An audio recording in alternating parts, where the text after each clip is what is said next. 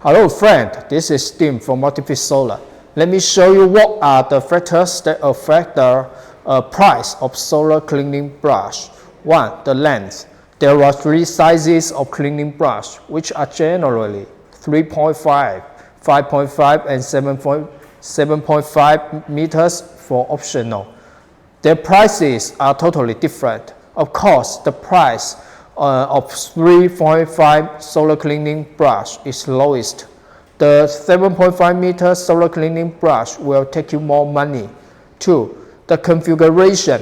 There are 3 versions: AC power supply version, DC battery supply version, and dual power supply version. Cleaning brush in different power supply way has a price variance. 3. The quantity. Cost we are a factory and require MOQ. The more quantity you order, the more discount you will get. That's all. Thank you.